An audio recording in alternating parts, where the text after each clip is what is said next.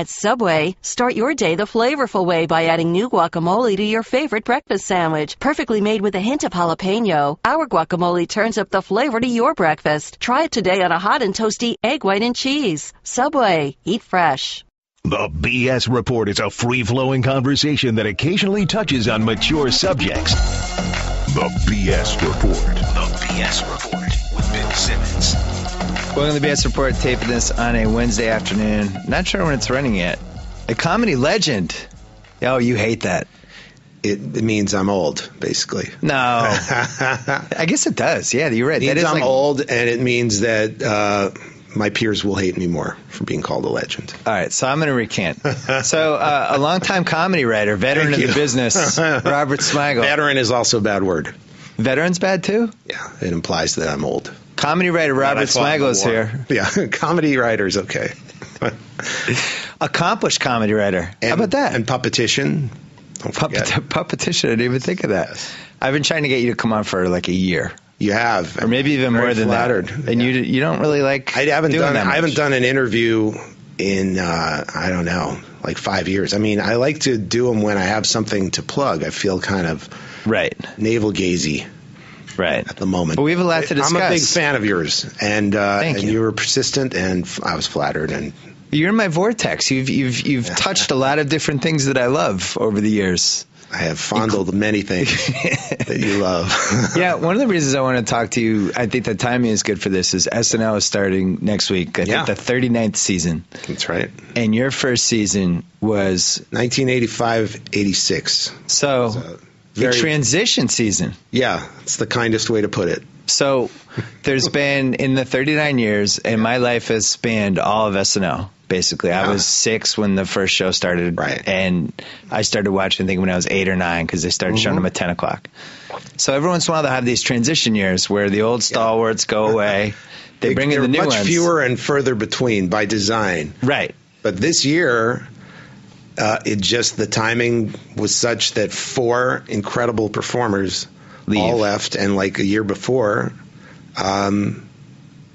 Kristen left, right, and Andy, I believe. It's almost like high school. The new class, old class leaves, the new people rise up. That's how it was, and then after 85-86, right, which you kids aren't going to know this, but there was Lorne came back. He was gone for 5 years that were pretty rocky, except Eddie Murphy was amazing, and then there was the very last year was the All-Star year.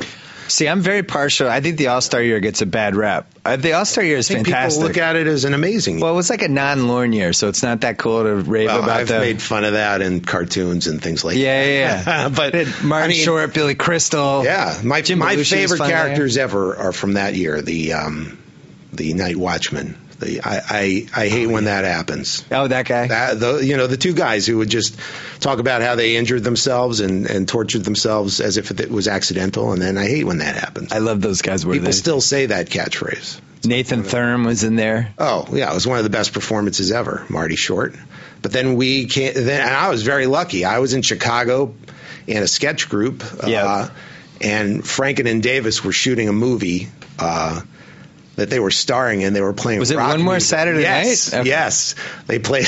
It was like a Grateful Dead kind of band, and they were the lead guitarists and singers.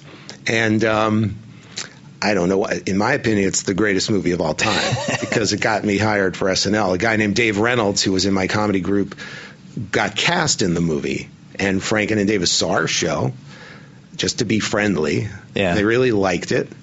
And that was it. I thought, oh, that's nice. That'll keep me going for a few more years. Right. You felt good. And a month later, back when people read TV Guide, there's that front page about news, and it says Franken and Davis, Lorne Michaels is returning to SNL, and he's hired Franken and Davis as producers. You knew that was good for you. It's the closest I've ever come to literally hitting the ceiling in that expression. It was just, how could this be happening? And then somehow I got hired as a writer. They were starting completely from scratch, or I never would have got hired. I mean, they hired all these amazing people, and then I was just under the wire. Was Larry David on that year? Larry David couldn't get sketches on with Ebersol. Oh, that's famously, what it was. He was wrote the year that before. Costanza episode where Costanza says he's quitting. Yeah. And then he ends up showing up to work and ignoring, trying to that act was like about it. SNL? Larry David did that. He told off Dick Ebersol at the party after one show. He's like, enough. I'm fed up with this. And then he realized that, you know what, I need the money. I need to keep doing this. So he just came back Monday and acted like it didn't happen. And what happened? They let it go. There are a lot of weird people there, so it's okay. So the season you had was so I would say one of the 3 worst seasons in the history of the show. I would say that's fair, right? Fair. Yeah, and I think it's not your fault. No, it was nobody's fault. I mean, they had some a whole of the new people, cast. Robert Downey Jr. I mean, Joan Cusack. These are brilliant people. They just were thrown into this world that they were unfamiliar with, live sketch performing. Anthony Michael Hall, who was hilarious in the movies he'd been in, and Randy Quaid. So his thinking was, talented. I'm going to go out of the box. I'm not going to get typical people. I think he didn't want to repeat himself. I think he was a little self-conscious about coming back to Saturday Night Live because when he left, he was like, I'm never coming back. And I think he just wanted to reinvent it to make him feel like he was, progressing it or in some way. And then, I mean, I think a lot of those people might have succeeded if there had been like Phil Hartman there and Jan Hooks. You didn't have the glue guy. The glue guy, Phil Hartman. And the gluette. She was basically the same thing for the women. It's like if you have people like that who can basically do anything, then everybody else can sort of shine at what they excel at, and so I think, somebody like Joan, I don't see why she wouldn't have succeeded at SNL if she hadn't been forced to play so many roles in her first year. So you're going through that year, and you're just assuming at the end of the year everybody's gone. Yeah, I wrote a sketch about it, actually. It was one of the most successful sketches I had on. There was a big gimmick back then that was just starting up, the cliffhanger. There was the... like Who Shot JR? Yeah, and so we set... Billy Martin was on the show. He was the host? No, Angelica Houston was the host. And they were so sort of desperate for ratings that they would have like sort of secondary people come on and be in a few sketches. And Billy Martin was in like a runner throughout the show. Oh, wow. Yeah, and he was just there, and he was in a few sketches too. And then they built this runner around this sketch that I had written that involved Billy Martin getting angry and setting the studio on fire. And so the studio's on fire, and Lorne comes out, and he only pulls John Lovitz.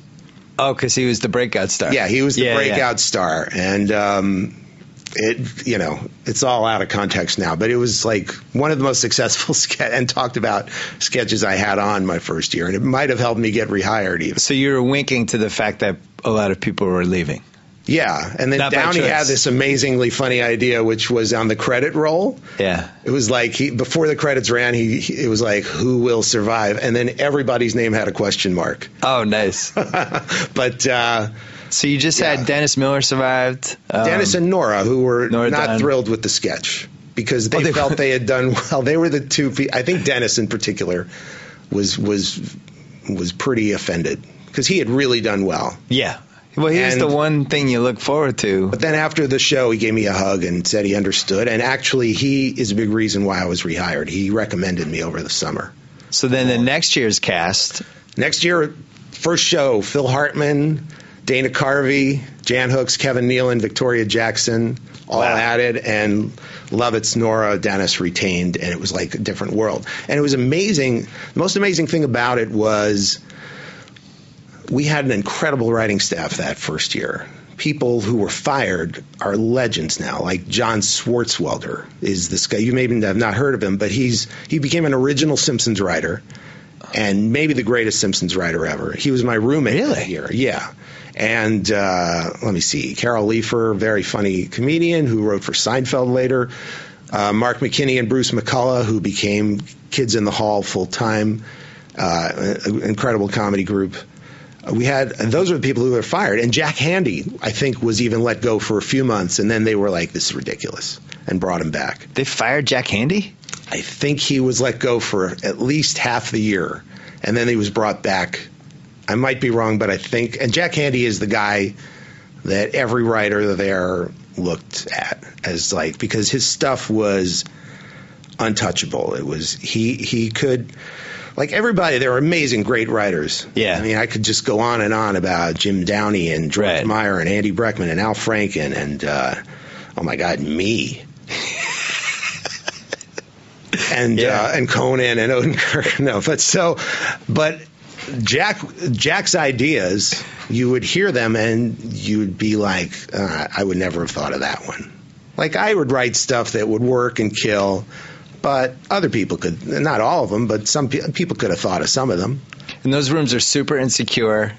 Everybody's heard every joke, so it's really hard to make everybody laugh. Well, people get very jaded very quickly. Yep. And people are very people have different, cliques are created. Gets a little competitive. Well, it's very competitive. I mean, he gets like 40 sketches a week to pick from. Yep.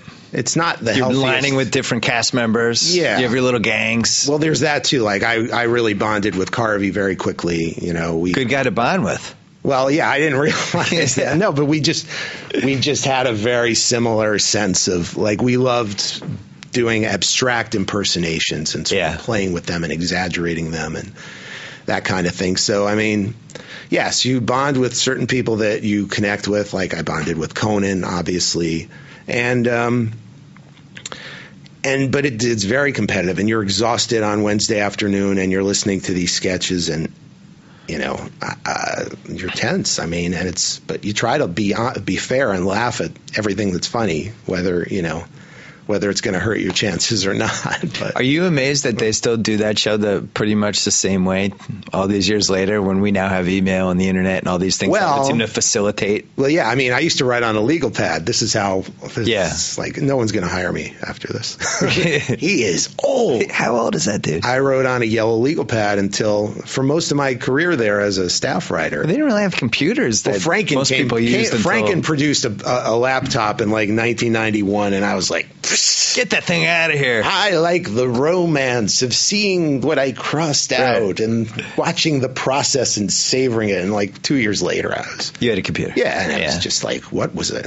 This is so much better. It's been 25 years since I graduated college. Yeah. And, or not graduated, since I started my freshman year when we started. Right. And when we got there, only one kid in our hall had a computer, and we nicknamed him Computer. We called him Pewter the whole year because it was so crazy that he had a computer. It was like, look at this wacko. He's got a computer.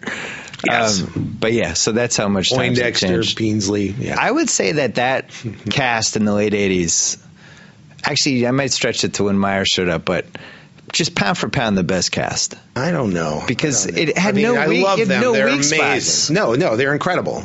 And I don't think you need more than 8 people on the cast. I really don't. I don't think you need 14. Well, this is what I was getting at earlier. When I say I don't know, I mean, they were amazing. They were amazing. But I'm partial. Lorne Michaels always says, you're partial to the cast you were in high school with. And that was the original cast for me. Right. I was like 14 when It's like where you liked the music when you were 17 the most. Yeah, something like that. Yeah. And so I love, I mean, every time I've met one of those people, I'm just, floored. And they're really the reason that I realized that it was a worthy profession. Right. Yeah, like I thought about how much enjoyment I received from those guys, and I was like, oh, so it's not a waste of time to be in show business necessarily. And at that point, nobody was looking at the show as this launching pad to go do movies. I mean, maybe a little bit, but not. There wasn't like, if I have a hit character, it's going to become a franchise, and I'll get a movie out of it. No, they really weren't. And it's funny. I was at this dinner. Lorne was really nice. He threw this dinner for Tom Davis, who was Al Franken's writing partner, brilliant guy, and he wrote a good book, by the way. I enjoyed his book. Yeah, and he was terminally ill though at the time. He passed away. Right? Yeah, and but everyone knew he was terminally ill. He threw this party, and everybody was making tributes, and Aykroyd was going on and on because Aykroyd loves to wax romantic about those years, and if you could just imagine those years. And I feel for the people who weren't there because we were there.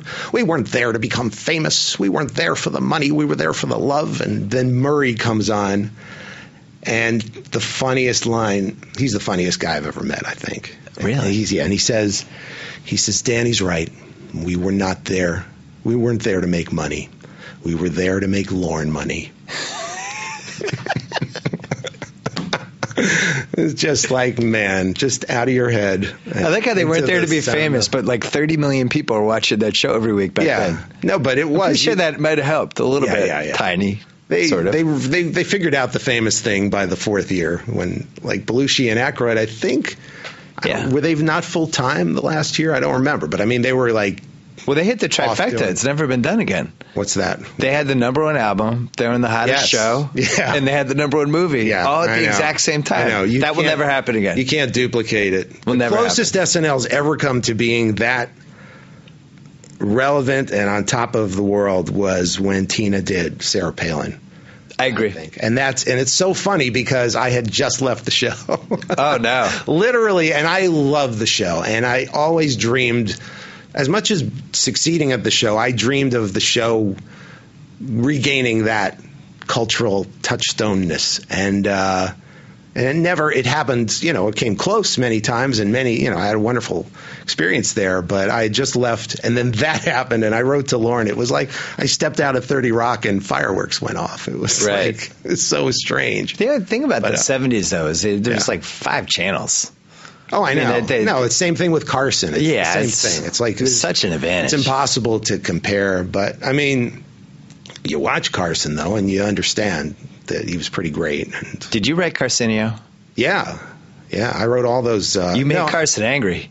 He liked Carcinio. No, he didn't. No, I know. I'll tell you exactly what happened. He hated Carcinio. No, I'll tell you what happened. Wait, for people who don't know what Carcinio is, you had Arsenio was red hot at the time.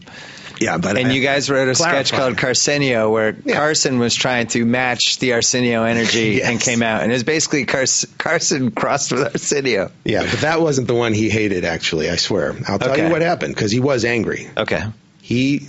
So I think Bonnie and Terry Turner, great writers, wrote the very first Johnny Carson sketch. And then I sort of got a hold of it because I had other observations, and Dana and I talked about it, and I had this thing in my head. That is weird, wild stuff, or the stuff was Dan, but just everything is weird and wild, and even like in the 80s, Johnny was still amazing, but I think there was a tiny bit of insecurity when Letterman got so big, because Letterman just was reinventing television, and Johnny, he was on magazine covers and everything. Yeah. And occasionally Johnny started to try to do little bit Letterman-y things, where he would go out and like break the fourth wall, but he would kind of ruin it because he would go, right now we're going to do something it's a little weird, a little not what we usually. No, sir, not the usual. Right. No. Yeah. And so I kind of just sort of ran with that and turned everything into that is weird, that is wild, and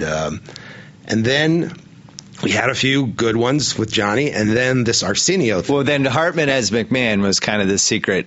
Yes, because it was a very dry joke. This was a very dry joke that would never have worked if we didn't have Hartman at the end punctuating every line with, yes, sir, you are correct, sir. Kind of semi-drunk, totally agreeable. Yeah. Ed McMahon, one of the greats. Yes, and you are correct, sir became this thing that everybody would say to Ed McMahon. He would say it once in a blue moon, but it became this like thing that he always says in everyone's mind.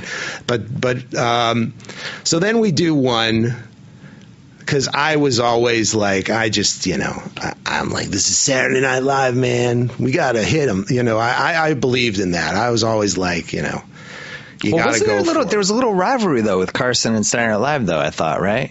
Because it was the weekend night show. And the reason the show exists is because Carson gave up that weekend. Didn't want the best of to run. Yeah, if he had, there never would be an SNL.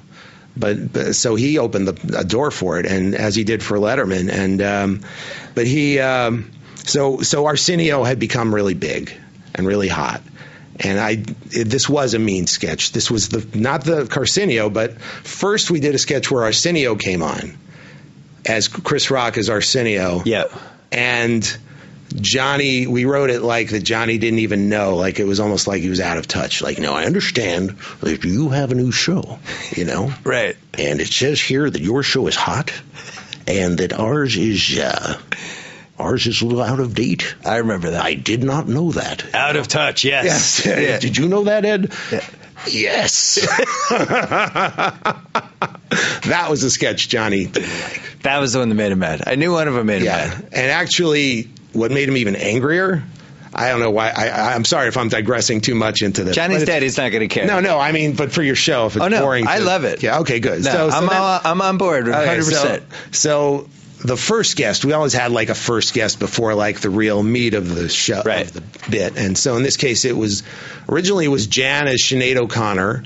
And then Lauren said, and we were doing baldy jokes and things like that. And then Lauren said he wanted her to be Susan Day. She did an amazing impression of Susan Day from L.A. Law. Yep. And Lauren had the idea. By the way, how funny is that sentence? Susan Day from... She did an amazing impression of Susan Day from L.A. Law. Yeah, I'm never going to get hired again. Thanks, Grandpa, for the tidbit. Susan Day reference. You're killing. I'm loving it. Please keep going. You're killing in the colleges, Grandpa. I also do Triumph. Sultanic Dog. You guys know him. But back to the old days.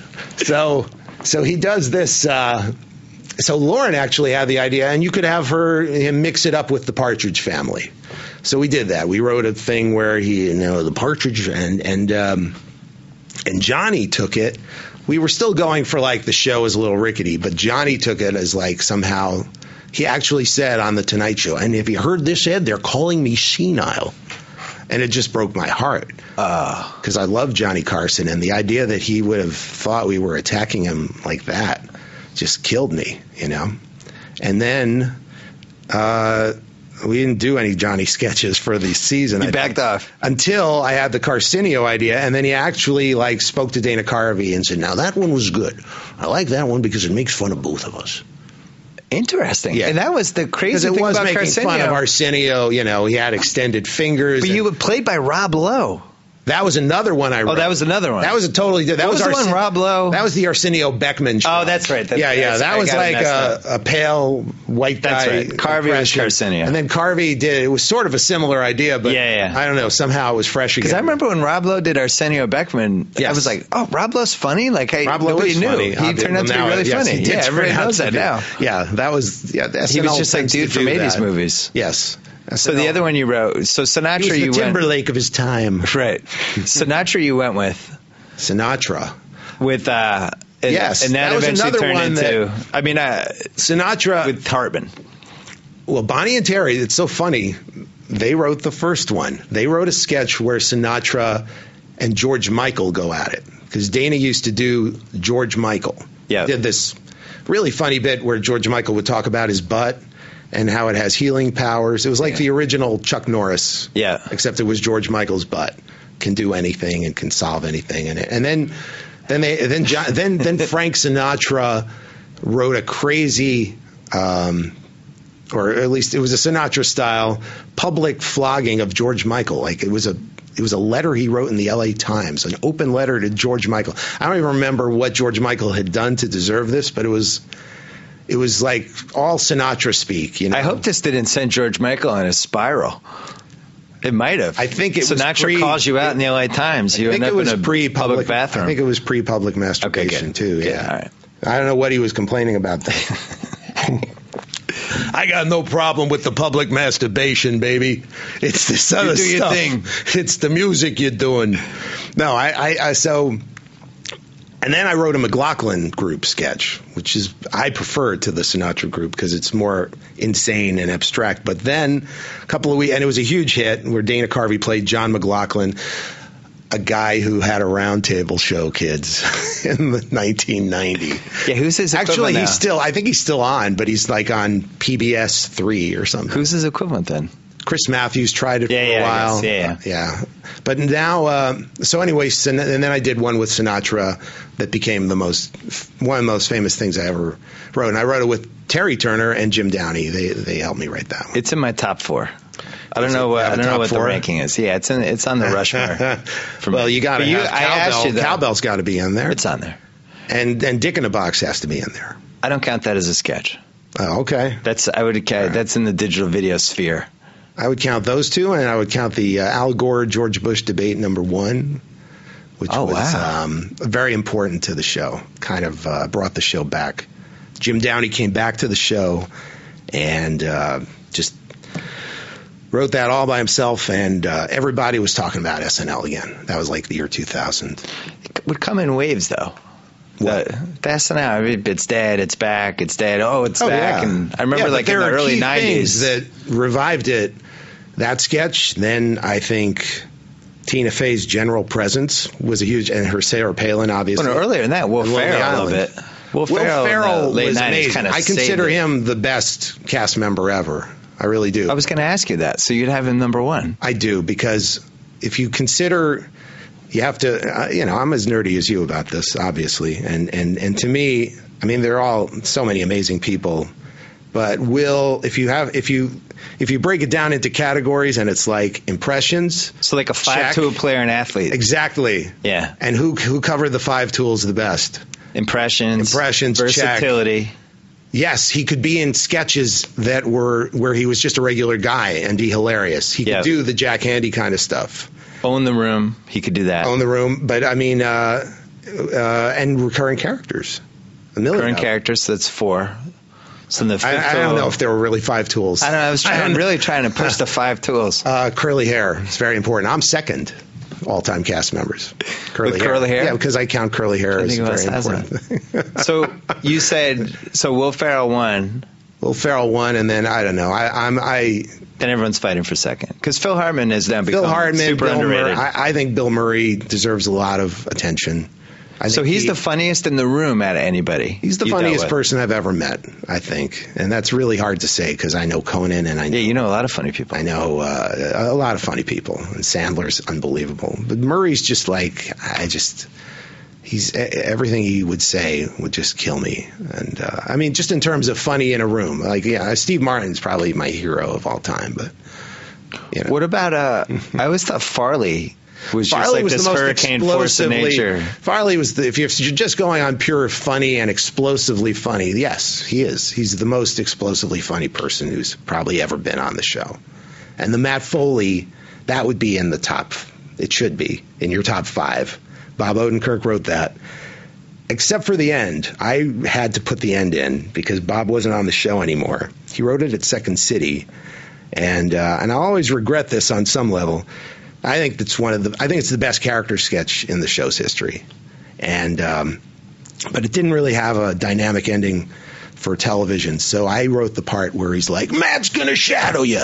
Matt, you're here. Matt's gonna be here. You're there. Matt's gonna be," and then he ends up breaking the coffee table. Right. A big physical ending, which worked, and it was great and a nice way to end it. But then just Farley ended up falling and breaking things for the last 2 or 3 years of his career at SNL. He was going through the wall and constantly breaking things, and it was just kind of wrong, because he was a great athlete, and he was really like he was very graceful.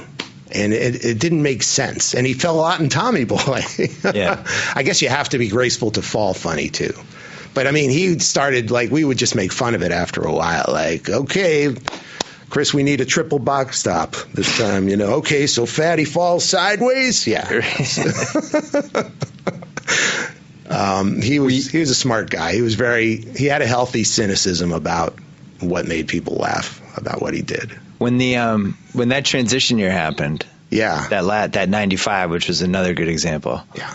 That's when the Saturday Night Live is dying thing started. And I remember that New York Magazine guy was in there for a week. Yeah. And kind of sneak attacked everybody. Well, and Janine was in there trashing the show. She had already left. She left sort of halfway in. She was lobbing grenades from a distance. Yeah, there's a little bit of that. And I love her. I think she's really funny, but it was a tough thing for the show. And I was so happy that Lorne, that's the most vulnerable Lorne has ever been, I think, in his career.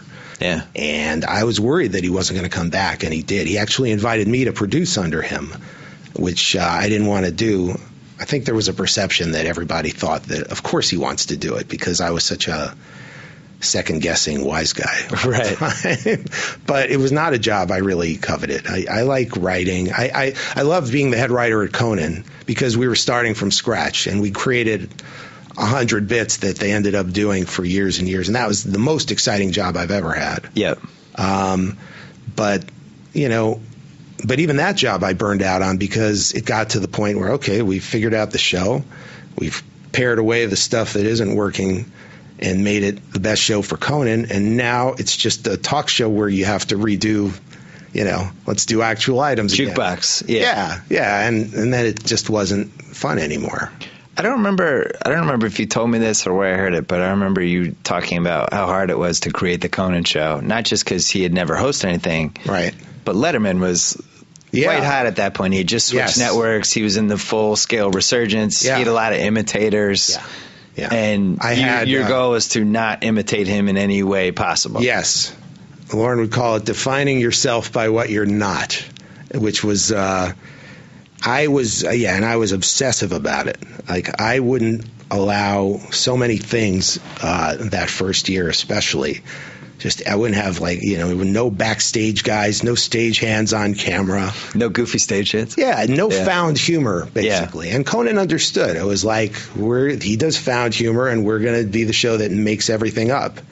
And we came up with all kinds of bits that worked in that regard, like the celebrity interviews that weren't really celebrity interviews. There was the picture of Bill Clinton, and I would scream like an idiot. You just stick the tongue out. Yeah. That may be the most thrilling moment of my life, when I lapped up the first time we did that. And Conan puts the mug next to Clinton, and I lap it up like a kitten. And the laugh we got, it was just so thrilling because we were doing something brand new. And you weren't treated kindly coming out of the gate. I mean, this has been discussed a million times. Well, coming out of the gate, we were because we were coming out of the gate. Chevy Chase had been on the air for 2 weeks beforehand, and he did Conan. Is that true? Yes, Chevy Chase's comeback show debuted. Letterman debuted in August. Chevy Chase in like the beginning of September or the end of August. So other than the Frank and Davis thing, that's one of the big breaks of your career. Just Chevy Chase coming on right before. That bought us the time we needed. No, we were. It didn't. It made the first week look. Yeah, the critics weren't awful to us for the first week. They had already had all the knives and the axes out. I know, and they held back, and I thought we had dodged it, but no, they were obsessed with Letterman's replacement, and they were on us like 2 weeks later, literally. People were calling it a disaster, and ripping us and ripping the writing.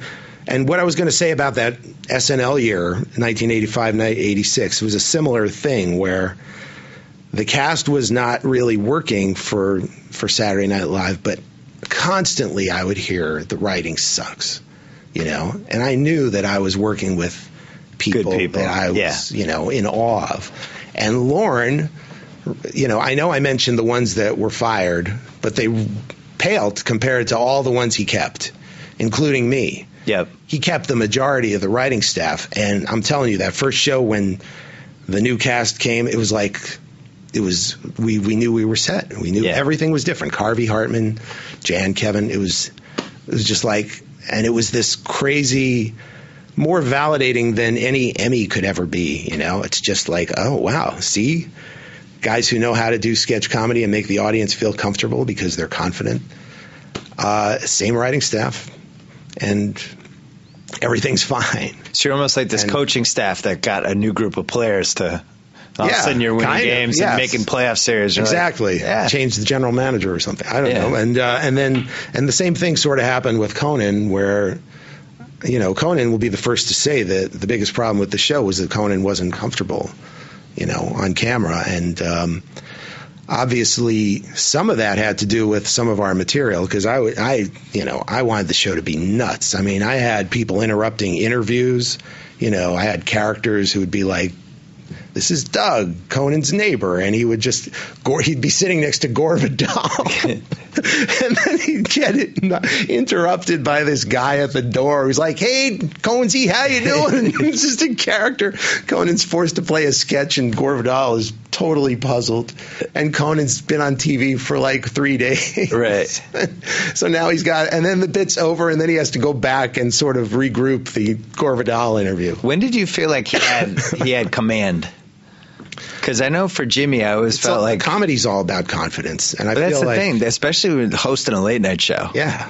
You have to be. It's like playing quarterback. I think there have been stages with Conan, and I think a couple of years in was when he really started to really start kicking in and feeling like he belonged there and not worrying as much about the audience. And I think it's gone.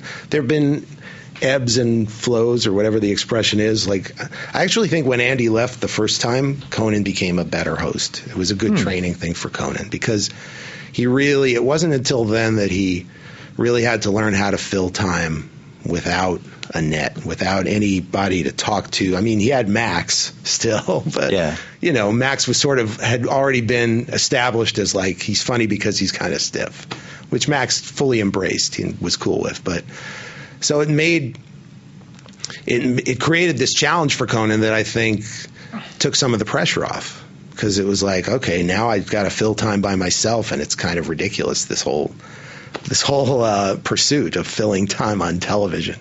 And I think it made him better. I remember for Jimmy, I always felt like when jokes don't work, that's like the final stage for a late night host. If they can save jokes that don't work and play off the audience reaction, and turn it into a positive, because that was what Carson was the best at. Yeah, that was his greatest skill. It's true. And Jimmy, he was famous for it. Carson was famous. He was never be anyone better. But you can't fake it. You can't fake, like, you got to learn how to do it. And I remember Jimmy, like, if the joke bombed, he would move on to the next one. Yeah. He was learning the job. Now he's done 2,000 shows. Conan would do a Carson thing, but he would push that a little too hard in the early years. Like, he would make too much fun of himself bombing. Yeah, there's some sort of sweet spot. And you know it when you see it. And, like, I watch Jimmy now, and he's in command now. He knows. Yeah. He gets it. I always felt like Jimmy was like, I mean, he had a lot more experience than Conan on camera. This is true. Like, Jimmy's a broadcaster, and I felt like he always at least had that going for him, that he looked calm, and he looked like, he kind of looked like he belonged, I think. I think the show got a lot better. I think the show, a lot of it, like, I don't know if people talk about it, I think Jill Lederman's incredible. Executive producer. Yeah, executive producer. And I know she came in about 8 years ago, and I feel like the show got tighter, and the writing and the comedy, I think they put more focus on it, It felt like early years it was a little looser. Yeah. And sort of by design, because I know Jimmy is a great, like I said, he's a funny broadcaster, and I think he liked the looseness of it. And I liked, every show attempts things that you're going to end up dropping, or at least I do now when I watch these. What was some of your stuff from that first year? Oh, well, one of the things I was most obsessed with was we were going to have fake guests. And like guests in the, who would be there, like in between the first and second guest, we'd have a fake guest, and it would either be someone in a big costume that was a broad character, and sometimes it wouldn't be, something a little subtler. Like one time I was on and I played a guy who had, I was dressed up with like a red beard, and I was an animal trainer, and I had this character like Bob Calderwald and his famous urinimals, and it was a parody of how Carson would always, whenever an animal would pee, it was gold. Yeah. So mine have been trained to pee on command. And I would do this bit, and it worked really great. But then I would slide down the couch, and the next guest would have to sit next to this idiot in a costume who's got urine remnants on him. And we thought it was thrilling. And even Don Ohlmeyer would, like, tell everybody, and how about this idea they got? He was excited, too. But as the show, it became very clear that the most important thing about any of these shows is you've got to make the host look good. And if there's a bit that was going on that was interfering with Conan's development on camera, it had to go. And that was one of the last things to go, but I reluctantly gave that up about a year in. And, begrudgingly. I think it would have worked with a guy who was completely confident and didn't give a shit. Like Arsenio right now. You should give it to him. He's running back. He's running back the same show. I still haven't seen it. You told me I need to watch. You might want to watch it as an appreciation of all kinds of late night television. I'm looking forward. So when you were on SNL, you all of a sudden were on camera all the time doing the Bears. Yeah. That was Jim Downey had that happen. I'm bringing this back to Conan. Okay, whatever you want, man. No, I'm just. I didn't want you to think it came out of nowhere. No. Conan Triumph, the insult talk happens. But yeah. But the Bears thing happens. The Bears thing. We got commercials going now with the Bears. They're back. The kids actually know what we're talking about this time. It's like 27 years worth now of the Bears. No, 20. When did it start? Oh, maybe you're right. Wait, that was like late 80s. 1991. So what is that? 22 that late? years. Yeah. No, I actually performed it on stage with Odenkirk and Conan and Dave Reynolds, my friend, in 1988. That's when I first wrote the sketch. And I never thought it was going to be a national thing in any way. But then Joe Mantegna hosted, and Odenkirk said, let's figure this out. Let's figure it out. Because he's a Chicago guy. Yeah, and Odenkirk said, let's parody the Sports Writers show that was on TV at the time in Chicago. You know that show, the Sports Writers on TV with Joust and Four guys around a table. Yeah, which has basically ESPN's afternoon now. Yeah, it's amazing, right? Those guys were trendsetters. Absolutely. Chicago is the greatest sports town. Let's be honest. It started everything. Settled down, throwing the ball back. I'm sorry. I'm a New Yorker, and I'm giving it up to Chicago. You're trolling me right now. A little bit, yeah. But so the super fans. So Odenkirk said, "Let's do the sports. Let's do them. Predicting the games." And then I said, "Bears 62-3," just like right. And then we just rolled from there of just the absurdity of. Did you become super famous? Confident? Did people start recognizing you? No, because I walk around like this without the shades and the hat and. So that's like the perfect kind of sketch then. Everything, and not only that, but I wore sunglasses, so I didn't have to learn my lines. I could be cue card bound without learning and I could eat, which actually was useful because I'm not, at the time I was like very intimidated being an actor on SNL, and it gave me bits of business, as they call it in theater. So I would literally eat like. I wouldn't tell my parents that I was on. I couldn't bear the idea of them like hoping, and Robert, how's he going to do? Because they're very loving people and they care too much. So I wouldn't tell. I never told them when it was going to be on. I never got over that. So you started doing Triumph, and I remember Triumph came like 8 years later, something like that, or 6 years later. I did. I created a bit on Conan. Again, we talked about this found humor joke thing of Letterman. And we were watching Letterman very closely. He'd moved to CBS, and he was doing all this energy kind of stuff. His show had changed from NBC to CBS. It was a bigger show. Yeah, bigger, and he was using louder. The fact that he could run outside. And there was a lot of, like, pizza guys running in, and that would be the bit, just the guys delivering pizza and the absurdity of it. And it was funny.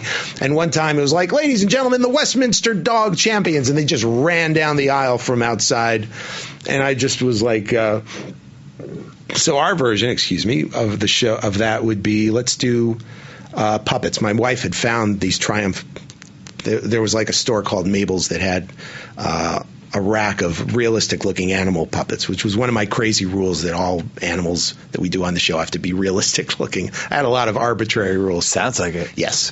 So we see these dogs, and I just grab one, and I sniff my wife's ass immediately. I'm so amused that this realistic-looking puppet exists, and he's so real, it looks like a real dog is sniffing her ass. And, of course, she loves it, and that's why we're married and a happy couple. Mm. And then like a month or two later or less, she comes home with like 7 of these puppets. Oh, so she loves dogs. You. So she gets you. Oh, yeah. Yeah. I don't understand these comics who go out with angry wife humor. Yeah. Who are attracted to women that don't find them funny. I mean, how can you breathe if your wife doesn't think you're funny? I don't get it. That does seem a little counterproductive. Yeah. No, I've had really good friends who went for long stretches with women who are like, I love you, but I don't get it, honey.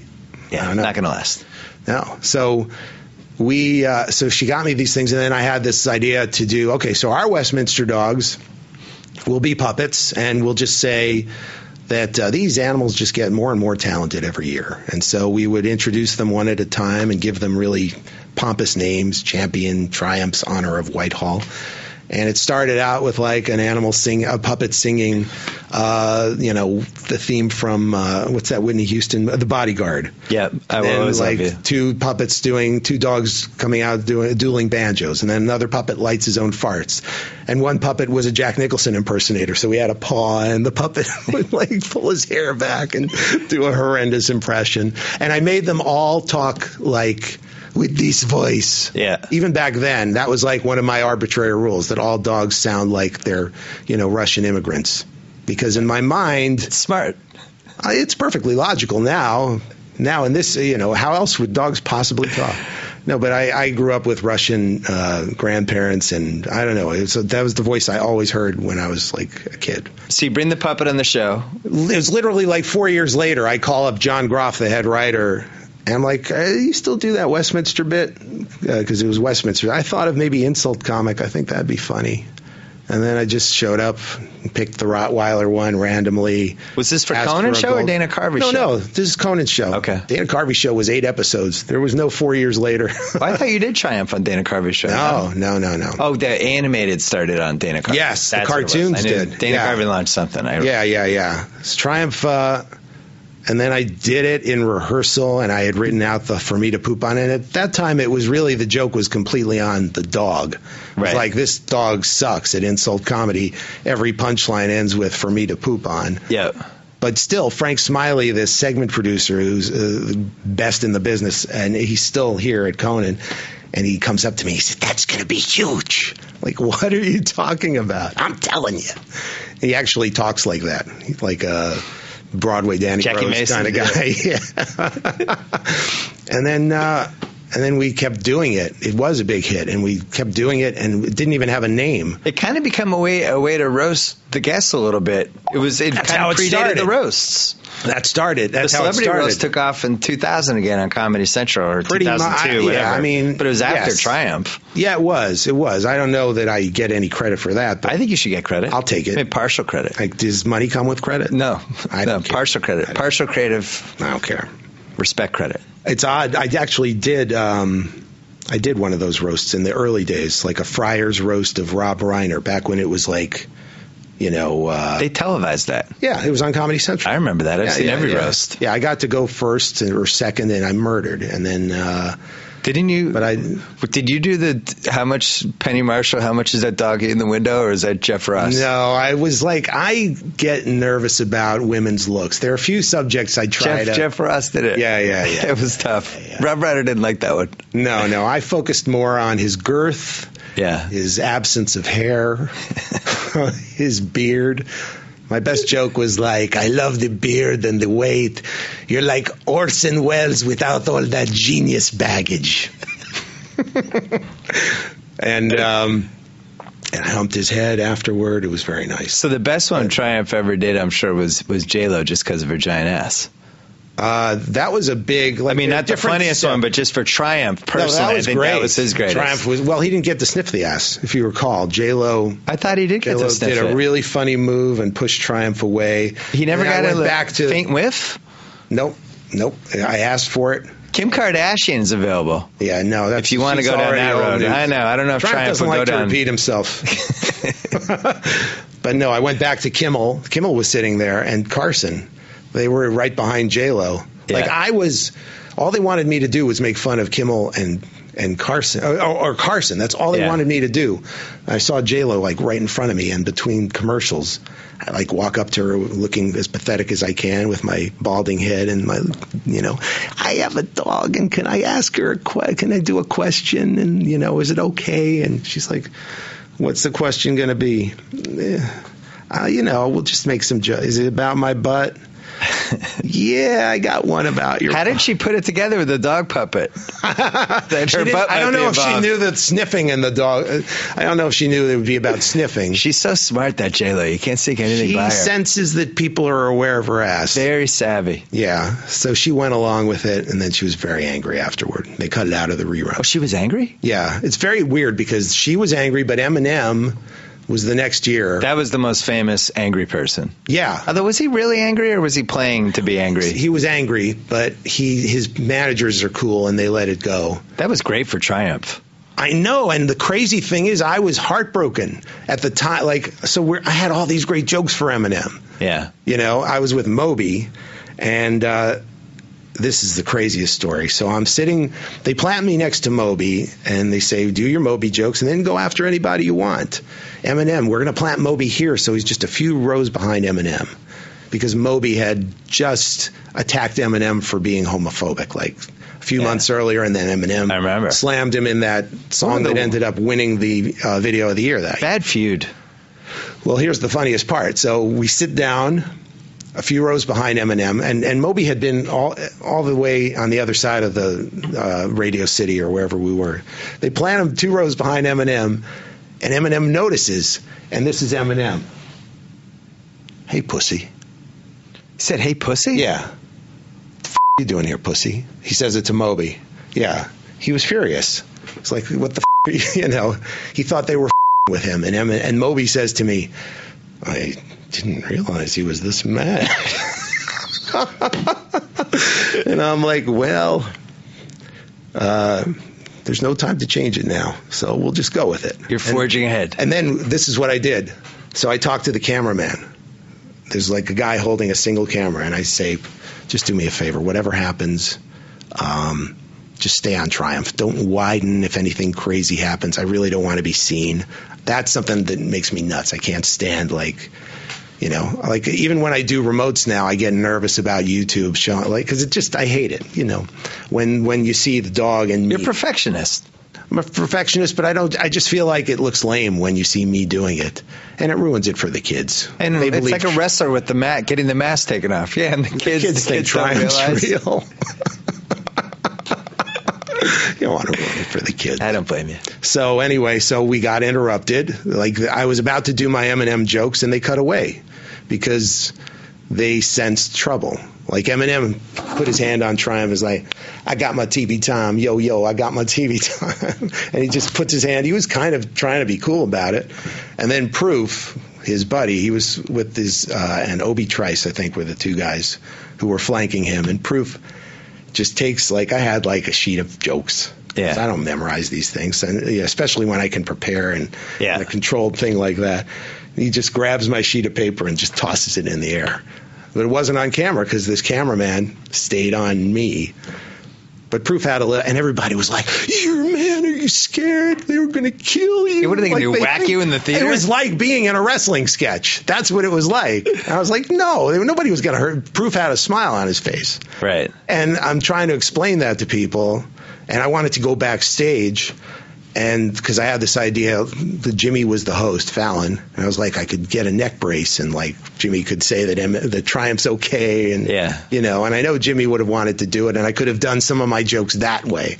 I had these jokes that I wanted to get out, and I couldn't get backstage. They wouldn't let me.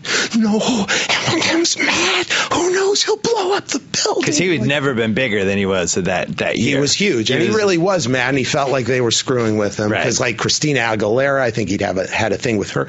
Brittany Murphy was there, and they had just broken up. There was a lot going on. And Jason Collins was there. That was awkward. Jason Collins, and he knew all about that. And, that was awkward for Triumph, too. But that's a whole other podcast. So Triumph has gone almost 2 decades now of Triumph, right? I don't know. There was a comedy album? Long time. Yes. Come Poop With Me. Yes. This is 10 years Strong ago. Strong title. Thank you. It was between that and Songs in the Key of Poop. I went with Come Poop With Me.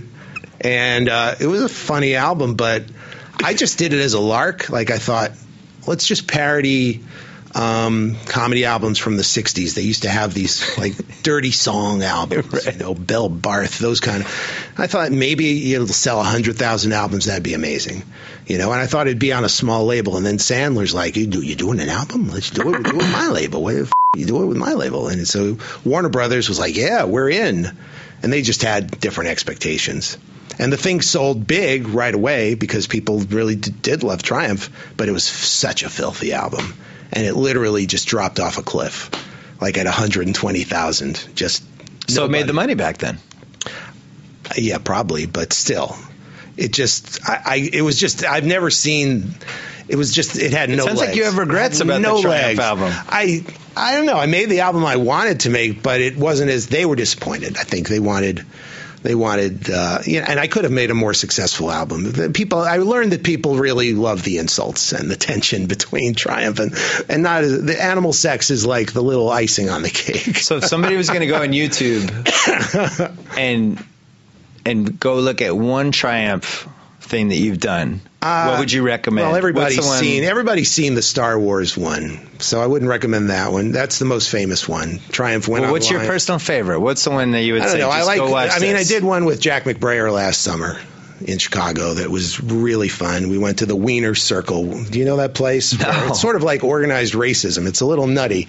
It's this place on Clark Street in Lincoln Park, beautiful area of Chicago, and they've got all these African American people behind the counter serving hot dogs and just crapping on everybody, just giving out the sass with the food and like vulgar and lifting their. I'm surprised you haven't heard about this place. They ask for a chocolate milkshake and they'll show their boobs. So it's like a Dick's Last Resort on steroids type situation. A little bit, yeah. Okay. But it's all okay. And then all the white frat boys are there and they're yelling back and it's. Oh, they're not. That sounds like that can't go badly. I'm sure every now and then it does. but in general, I think they're cool enough not to get like ridiculously racist. But there's sort of an undercurrent of. Organized racism, as it were. So that's an undercurrent of racism is great for Triumph. It is. Well, actually, there was one joke that they cut out that I loved, where Triumph is showing them the hot dogs. Who hasn't been here before? Okay, this is a char dog, this is a chili dog, and over here, and I go to the window. These are black people, because Chicago is like one of the famously sort of polarized. It is the greatest town, though. Unless it's mid-December. And it's like minus 18. I loved getting stuck. I loved my car getting stuck in snowdrifts. I guess that does fit in with the whole comedy industry. Like a comedy, right? Comedy needs pain. You don't want to need pain. You don't want to be on a cliff in Hawaii writing comedy. No, and it's like Lauren would always say, it's about the work in Chicago. That's what he would say, and it's true. Like I have a nephew now who you saw. I brought him to the Emmys. He's starting in comedy, and I told him that's the place to start. Just because there, it's just all you're going to do. You're not going to get caught up on how you're doing and what show you're going to get hired by. You're just there to do the work and to learn and to improve and decide whether you can do this or not. And I had the best time of my life there, and the dream came true. I got hired by SNL, but I loved Chicago so much that I actually felt like, I wish this could happen a few years later. Even back then, I just because it's just the greatest place for kids to start. It's affordable. Summer's the best there. I don't know. What is your relationship with Lauren? Because you've left the show once or twice, but you always seem to drift back. Yeah, or crawl, depending on the income situation. Because I love Lauren. You did the animated videos. Yes, which started with Lauren every week. Started with his voice. Come back here with my show. Now, who did the first Lauren impression? Was it Carvey? Like that, the first Lauren impression that I ever heard. This could be like an oral history almost. I know. We could be here forever with the Lauren impression stuff. Mark McKinney did the very first. I know this. Before Carvey? Yeah, well, here's what happened. Mark McKinney did a really accurate Lauren. You're talking mid-'80s when he was writing for the show. 1985, 86. Okay. He was there for one season. He was the only person doing Lauren. He did a beautifully realized, very accurate Lauren that was very cutting and specific, and he ended up playing a guy just like that in the Kids in the Hall movie, Brain Candy, which is an incredible movie. People should see it. And then the next year, Mark was gone, and Carvey and me both started like parallel kind of doing Lauren impressions. And one of the ways we bonded. Were you dueling Lauren impersonators? No, they weren't dueling because we actually had sort of a very similar kind of over-the-top kind of, I'm Lauren and I've got the show. It was very cartoony and more abstract. So you were like two kids in high school, like making fun of the science teacher and just every show is like this. I'm sure everybody at every talk show talks about the host endlessly, good and bad. People I know my Grantland dudes do my voice. Don't think I don't know Grantland you're people. like very imitatable. Yeah, I know what they're up to. No, it's a good thing. It's good to have a specific sound. Yeah, I know what they're up to. Someday SNL, somebody's going to do it. An NBA Countdown sketch. Yeah, exactly. It wouldn't be hard.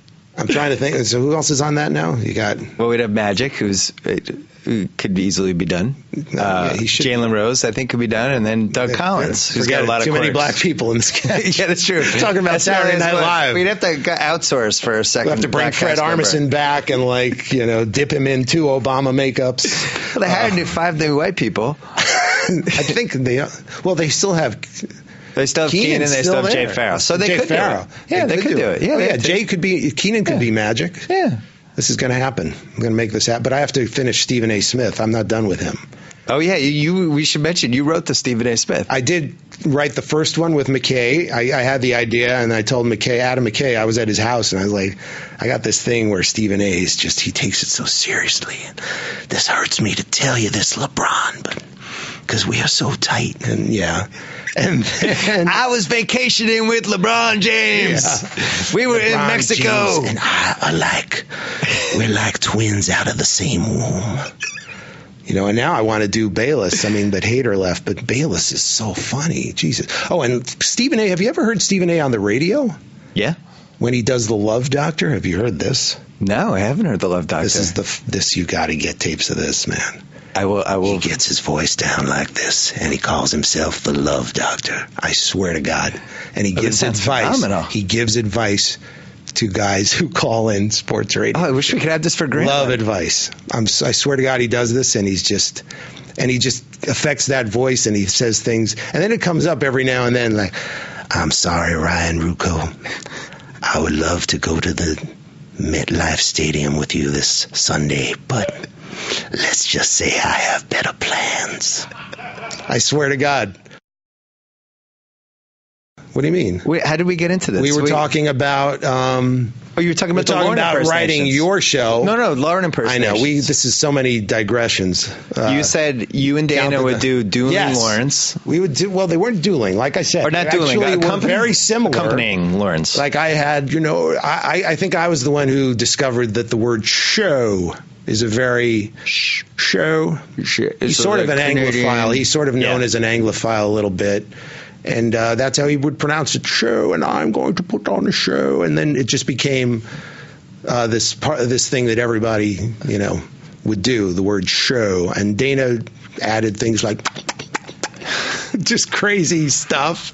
And then and Dana came up with the pinky.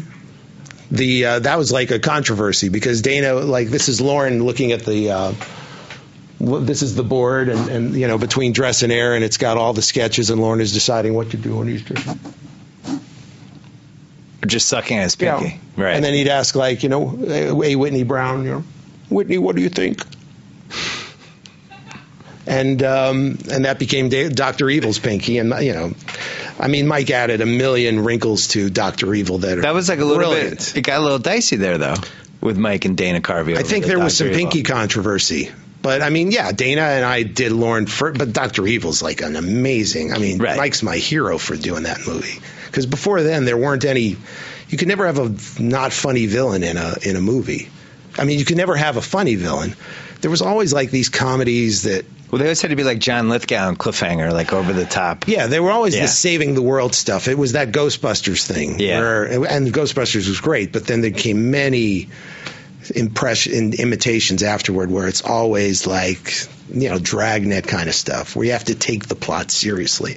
And Mike, we tried to do it. I wrote a Hans and Franz movie with Carvey and Nealon and Conan, and we had a crazy, hilarious villain. But I remember this story. Arnold Schwarzenegger was attached, but then it was his idea. His movie bombed, and you couldn't do it. Yes, Arnold wanted to do the movie, and I thought, what a horrible idea. How is anybody going to stand these characters? But then I thought, let's make it a musical, and let's make the second half all in California, and it'll be a parody of Arnold's oversized world. And we wrote a really funny script. And Arnold, yes, he did Last Action Hero, and I was told, I'll never play myself in the movie again. It was that kind of thing. That movie and Sprockets were the two lost SNL I hear movies. that's a very funny script. I have no doubt it's a fine. No, there are many. I wrote a De Beers sketch movie with Odenkirk. There's a De Beers movie? There's a De Beers. That's why I left Conan. I got offered to write a De Beers movie, and I'm like, yeah, I'll do that.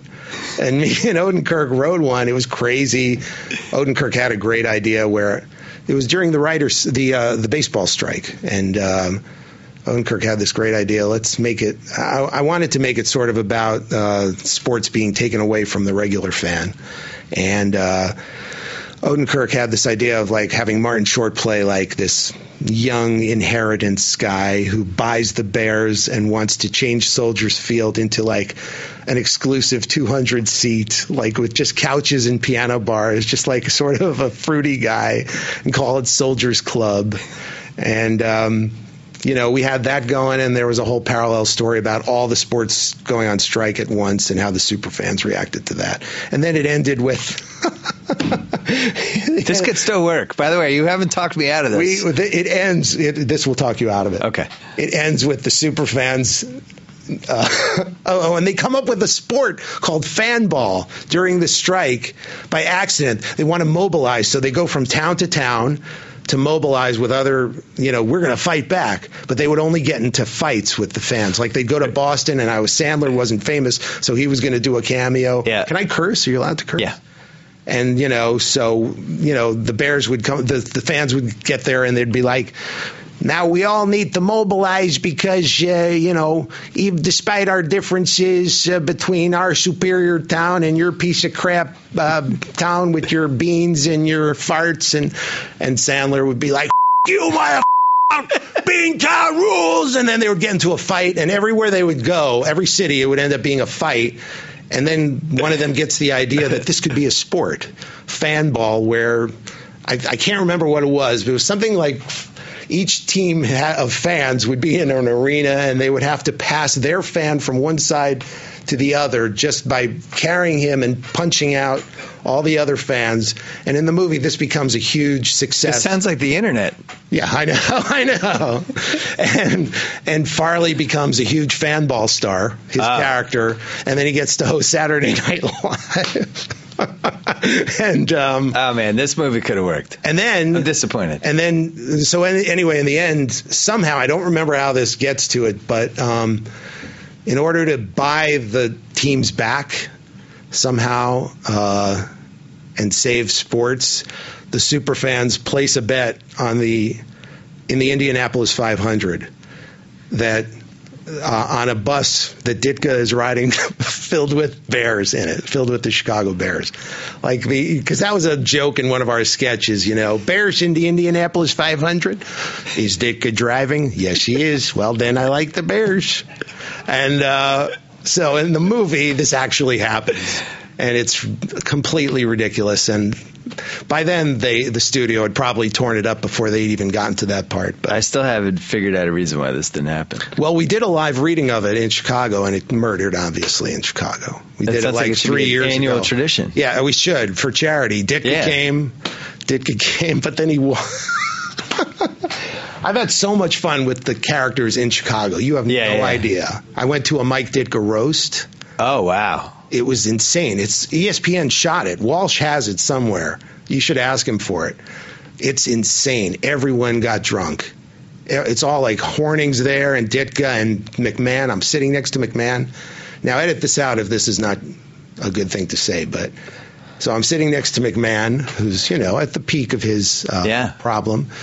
And he's so not only is everybody drinking, but McMahon's got a cooler. He's got a cooler under the dais of, just 1,000 Coors in a cooler. And at one point, I just look over and he's like, I'm not getting up. And he whips it out and he pees in the cooler.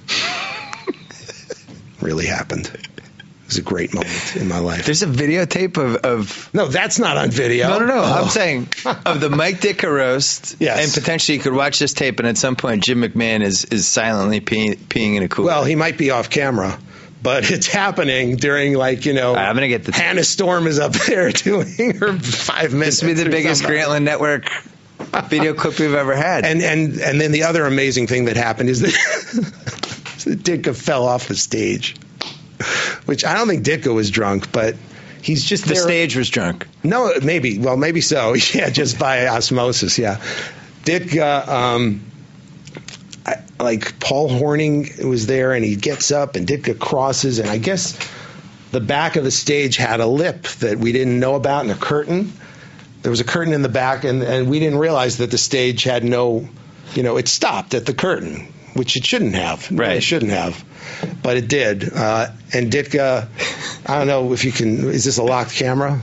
Anyway, Ditka he's just walking, and shakes Horning's hand, and Horning sort of upstages him, and Ditka, Horning's probably not the steadiest guy at this moment in his life. So he's leaning in, and Ditka's shaking his hand, and then suddenly there's one of these, and then I swear to God, between the curtains, he just disappears, and he's fallen.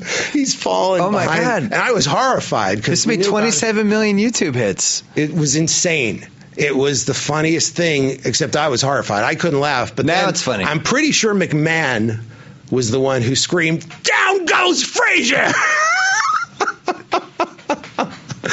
Which, those guys, they've been through a lot, so they can laugh at anything. We never quickly talked about the Dana Carvey show. I know. Oh God, a night of too many stars. That's why I came. No, but we're ending with that. Okay, good. Okay. The oral history covered all of it. But we should just mention that was where you met. I could come back someday. You hired Louis C.K. No, I hired him at Conan. Oh, you hired him at Conan. Conan had an incredible writing staff, I didn't realize Louis C.K. was at Conan. Yeah. I knew he ended up there, but I didn't know that was his first one. No, that was he was in the original. Again, the writing was trashed, but we had Louis. We had this writer, Dino Stamatopoulos, who's one of the funniest writers ever, wrote for Mr. Show and created stuff on Adult Swim that everybody knows, Moral Oral, and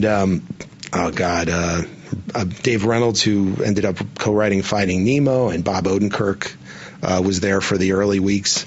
So 20 years ago, if I told you Louis had the most revered comedy that he starred and directed in and wrote every scene and did basically everything on the show, would you have believed that? Absolutely, because Louis was making films before he was a Conan writer. That was part of his submission. He actually didn't have a lot to write down to give us. We hired him on the strength of his stand-up comedy and his films. He had written some short films that were really inventive, and one of the great things about seeing this show on the air is that as much success as Louis had, and as happy as I was for him, there was a part of me that always was like, he's a great director. I would love to see Louis make films again.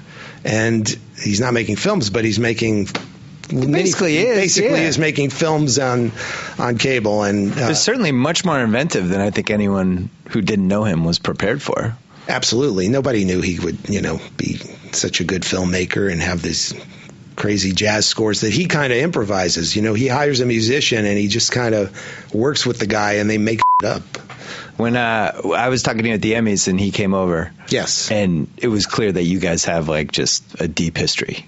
Oh, yeah. It was like seeing two family members together. Get through. And the Dana Carvey thing, I love he wouldn't even talk to the oral history person about it. He's still scarred emotionally. No, he didn't want to cast a pall on the thing any more than the Paul. He didn't want to cast a Paul on the Paul. But it seems like between that and the movie that he did, had this Pootie Tang. Had this deep that movie was formative, taken away from him. Right. And it basically shaped what he does on this show. That he didn't want anybody interfering with anything he did anymore. Well, he had Lucky Louie between that. And that too. Which was a really fascinating experiment, in some ways even more than what he's doing now. Just I love those kind of challenges where you can reinvent an old style, and that show should have succeeded. I think they just couldn't stand the aesthetic of this dirty looking videotaped show on HBO. Right. Just every show looks gorgeous, It was the wrong channel for it.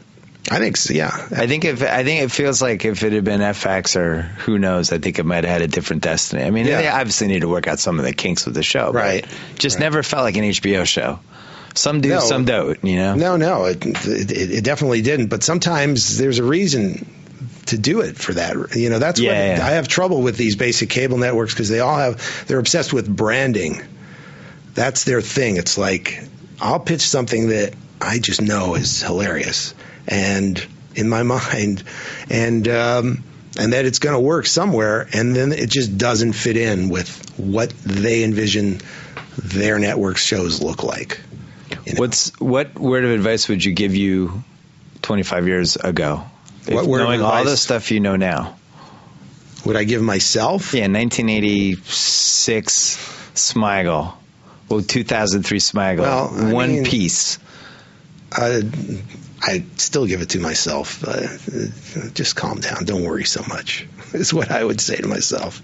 That's a good one. I just get caught up in wanting to make everything great, and I get bogged down. It's better now because I have like a lot of business at home, like a ton. I mean, I have my older boy who has autism, and that changed a lot. I mean, that gave me a lot of clarity, actually, and that became first and foremost for everything. But now I also have 5-year-old twin boys who are healthy and are the most entertaining people on the planet, and I really don't want to work even. I'm having so much fun just watching them and, everything they do, watching them make each other laugh, and the shows they watch. Do your kids Aquabats? Have you seen that show? No. You got to get your kid. Your boy's 5, 6? He's almost 6. He's really into wrestling right now. It's all about wrestling. Does he watch any of these kids shows? You've really got your kids on sports. No, he watches like all those Disney shows. Oh, get him on. I know, those are tough. Yeah, it's tough to wean them off those. Get the Aquabats, huh? The Aquabats is on Hub, and you can probably find it on demand. It's hysterical. You'll love it. It's and for any parents, it's like Batman in the 60s. Oh, right. It's like a contemporary kind of version. It's a rock band that are superheroes, and they're just really funny guys. I'll DVR it tonight. Same guy who created Yo Gabba Gabba, which is actually one of the more watchable children's shows. Yo Gabba Gabba's not bad. Yeah. We made it this far without mentioning the single best thing you do. Well, Night of Too Many Stars it won an Emmy. Won an Emmy. It won an Emmy. At the Creative Arts. At the Creative Arts Awards. So what year did you start it? 08? No, I've been doing it since 2003. Why did I think 08? Was 08 the first televised one? I did it on NBC with Sandler walked into Jeff Zucker's office and got it done. And we did it once on NBC, but we didn't feel like they were that into it. And so then we did one that Comedy Central sponsored because I had a lot of friends over there. And Stewart just embraced it. Like, I didn't even know Stewart that well. He did a guest shot on the NBC one, and he just talked to me, and it was just, so what is this like? And I'm telling him why I do it, and that, my kid can't get into a decent program, and that it's, a nightmare. It's the hardest thing, even worse than, being afraid that your kid has got autism, is not being able to, feeling like you can't even help him. Yeah. It's crazy. And John just was so empathetic that he wanted to get involved right away. He did a fundraiser for the school that I was trying to start immediately, and then that led to him doing a show at the Beacon that wasn't on TV, and then he got Comedy Central to do this thing every couple of years, and so it's bi-yearly or biannually or whatever that biennial word is every 2 years. Biannual. One of them is every 2 years. One is twice a year, and I don't know which is which. Do you ever think about doing it every year, or is it just too hard to mobilize? I don't want to ask everybody that much. I feel like, these guys are unbelievable. I got emotional. And I think Emmys are ridiculous. We've talked about this, awards and all that. But I had to give this acceptance speech, and I'm just thinking about how nice everybody is and what it means to, the blessing is you get to meet people that really are people at their best, therapists, and they're struggling to make my kid improve just incrementally, and it's such hard work. And there just aren't enough of them, and that's why we do this. They need to be more trained and put into the public school system. There need to be more schools. There need to be more services for kids who are, there are going to be a lot of adults now because we all know there's like an epidemic of this. Yep. So, we did, and then this Katy Perry thing happened last year, which, anybody who wants to know why I do this, just go on YouTube, Katy Perry and Jody. And you'll see it's almost 8 million. I checked it out after you sent it to me this week. Yeah. It's like almost 8 million YouTube views. Yeah. And actually a lot of the stuff that your charity, a lot of the stuff from the show, seems like a lot of people have watched them. Yeah, it's doing pretty well, but the ratings are never that good. It's just hard to get people. That's why I did this, because I just I just want people to know that this is not just a somber. The Katy Perry thing, I'll defend to my death. It's the thing I'm proudest of. I can't believe that film just explains it so beautifully, and that moment, and when the little girl smiles when she's getting applause for the first time while she's playing piano. She's playing Katy Perry's song with Katy Perry. Well, Katy Perry comes in and joins in, but she's first there soloing, and she gets this applause while she's singing. You just see this little glimmer of a smile, and it just says everything, because people write these kids off. They're like, why should we give money to this? These kids are, it's just, they're too far gone. And they're full human beings, and they got to be respected and nurtured and not ostracized. It's a huge deal. And but the show is also hilarious, and we auction off ridiculous things. We had an auction for, Take a Piss with Seth Rogen was something we auctioned off. The Chris Rock one was the most famous one. Yeah. I knew it when it happened. Yeah, he was doing an old Kinnison thing, actually. Yeah. It was his idea. You auctioned off Chris Rock insulting somebody who broke up with your girlfriend or boyfriend. Yes. He will call your ex, and he will chew your ex. And he was so funny, and believe it or not, he told me after the show that it was the biggest laugh of his career. I was shocked. Chris Rock?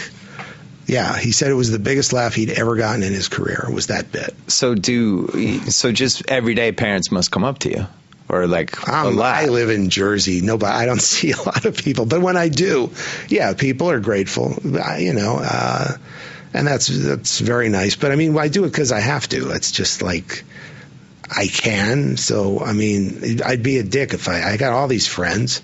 It just makes no sense, and it's a hard gig, but it's just, we've raised $18 million in years, and it's just way too important. So, well, more importantly than that, that's important too, but you raised the awareness, I think, a little bit. Yeah, well, that and the group Autism Speaks, and I'm a part of that too. Bob and Suzanne Wright kind of took over this coalition that we were part of, and have really made autism something that everybody knows about. He's an incredible guy. He used to be the president of NBC, and he's just his wife visited our school before they even had a grandkid diagnosed with autism. They're just amazing people, and then it happened to them, and then they're just all in. So your son's 15 now? He's 15. So what kind of progress has he made over the last few years? He's pretty severely. He's got a lot of issues. He doesn't talk very well. He can't really talk, can't say a lot of words. He's on that end of the spectrum, and it's tough. And it's, but you're a parent. You just do what you have to do. And it's hard. It's weird to be in comedy. Right. It's been a very strange 12 years in that regard, and it's kind of schizophrenic to have two healthy boys and just feel the absolute bliss that it's unimaginable, and still have this other boy who is everything to me, and it's interesting because my career it's always something that I think about in between, okay, so I'm writing movie scripts now. I just I'd like to be doing some more crazy again, but I just need the money. And hopefully I'll get back to doing goofy things more often, but it's hard to care, I got this thing, and then I got these guys that I just want to watch. Right. You know how that is. They're just hilarious little kids. When they hit 5, it gets really good. I've loved every second of it. Maybe it's because they're twins. There's something about twins. They can entertain each other. Part of it is there's a little less work involved in some way. Yeah. Because you kind of can just hang out with them, and they're just cracking each other up endlessly, And I just had no idea. I just had no idea how great it would be. It's a good lesson, because it's even though I have this in my life, and even though my career, I haven't been thrilled with everything in the last since I left SNL pretty much. These have been the best years of my life, just having those boys. It's just like, it's a good lesson. Like, just chase the highs. You know what I mean? They're just, you just don't know it until you get it. Well, it's been quite a career. Yeah. Somehow you've intersected with... did you write for Larry Sanders or no? No. That was like the Curb one. Your Enthusiasm. That's the highlight of just that weekend of just being with Larry David and doing something on his show. You've intersected with all of these different touchdowns, but it was nice to finally have you on. I appreciate it. It was hard. Pleasure. You were one of my hardest guests to book. It took like a year and a half. I just and I regret it. Robert Smigel, thank you. You got it. I hate going to the post office. The post office makes me disgruntled. Now I don't go to the post office anymore. I just print out my own stamps. Stamps.com is like having your own post office, your own personal post office. Just go there. You can sign up. A little free trial you can get. You can put the BS and the microphone in the top. You get a whole bunch of stuff. Get some deals. You get a scaler. You get money off postage. Give it a whirl. Print out the stamps. Stop going to the post office. Stamps.com. Target percent off. Whoa. Thank you for downloading the BS Report with Bill Simmons. Too much fun. Check out more podcasts at the iTunes Music Store or at Podcenter at ESPNradio.com. Peace out. Gotta say, Golick, great call on grabbing Subway for lunch and getting guacamole on our subs. Told you this new guac really amps up the flavor. Yep, something adding up things can be great. Guacamole on your sub, a new co-host to replace you. What was that? Oh, no, nothing. Subway now has deliciously rich new guacamole made from ripe Hass avocados with just a hint of garlic, onion, and jalapeno. Discover how new guacamole turns up the flavor on any of your freshly made favorites. Subway, eat fresh.